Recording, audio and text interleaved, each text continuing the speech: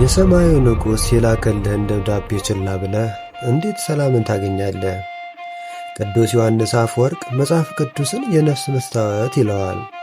ፊታችን ላይ ያለውን እድፍ በመስታወቱ እንደምናየው ሁሉ በነፍሳችን ላይ ያለውን የኃጢአት እድፍ የምናውቀው ደግሞ በቅዱሳት መጻሕፍት መስታወትነት ነው።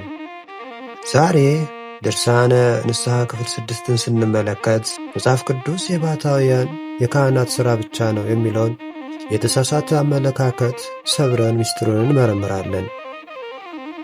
ሰላም የእግዚአብሔር ቤተሰቦች፣ እንኳን ወደ ሰኒ ዘሚካኤል ዩቲዩብ ቻናል በደህና መጣችሁ።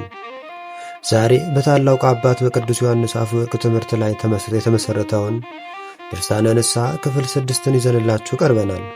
በዚህ ክፍል ቅዱሳት መጻሕፍትን ማንበብ ለንስሐ ሰው ምን ያህል አስፈላጊ እንደሆነ እንማራለን።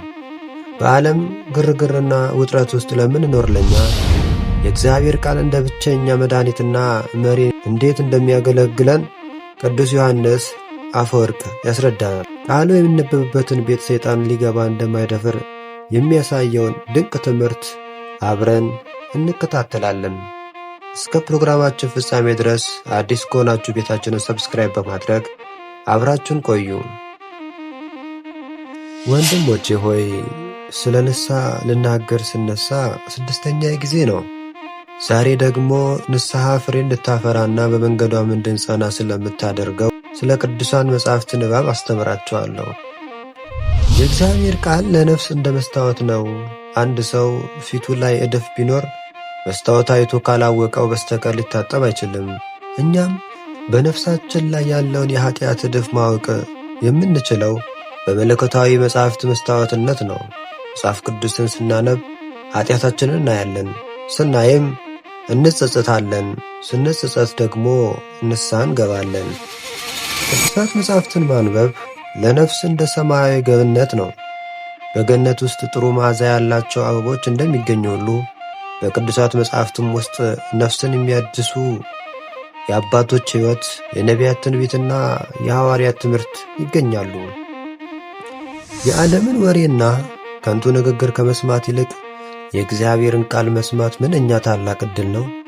ብዙ ሰዎች እኔ ዓለማዊ ሰው ነኝ፣ ሥራ አለብኝ፣ መጽሐፍ ቅዱስን ማንበብ የባሕታውያንና የካህናት ሥራ ነው ይላሉ። ይህ ትልቅ ስህተት ነው። ይልቁንም በዓለም ግርግር ውስጥ ለምትኖሩ ለእናንተ የእግዚአብሔር ቃል መድኃኒት ሆኖ ያስፈልጋቸዋል። በባሕር ላይ የሚጓዝ መርከበኛ መሪ እንደሚያስፈልገው እናንተም በዚህ ዓለም ማዕበል ውስጥ ስትጓዙ መሪያችሁ የእግዚአብሔር ቃል ሊሆን ይገባል። ቅዱሳት መጻሕፍት የሰይጣንን ውጊያ ድል ማድረጊያ መሣሪያዎች ናቸው። ጌታችን ኢየሱስ ክርስቶስ በገዳመ ቆሮንቶስ በሰይጣን በተፈተነ ጊዜ ድል ያደረገው ተብሎ ተጽፏል በማለት በመጻሕፍት ቃል ነበረ። እኛም የሰይጣንን ክፉ ሐሳብና ፈተና ድል የምናደርገው በቃሉ ኃይል ነው። መጽሐፍ ቅዱስ የሚነበብበት ቤት ሰይጣን ሊገባ አይደፍርም። የእግዚአብሔር ጸጋ ግን በዚያ ቤት ላይ ያድራል። ወንድሞቼ ሆይ ቃሉን ስታነቡ ዝም ብላችሁ ቃላትን ለመቁጠር ብቻ አይሁን፣ ነገር ግን በቃሉ ውስጥ ያለውን መንፈሳዊ ጣዕም ለማግኘት ጸልዩ። የምታነቡትን በተግባር ለመተርጎም ትጉ። ቃሉን የሚሰሙ ብቻ ሳይሆኑ የሚያደርጉት ይጸድቃሉ ተብሏልና።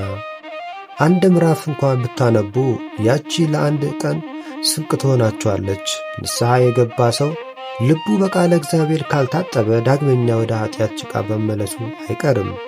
ቃሉ ግን ልባችሁን ይጠብቃል፣ አእምሮአችሁንም ያበራል።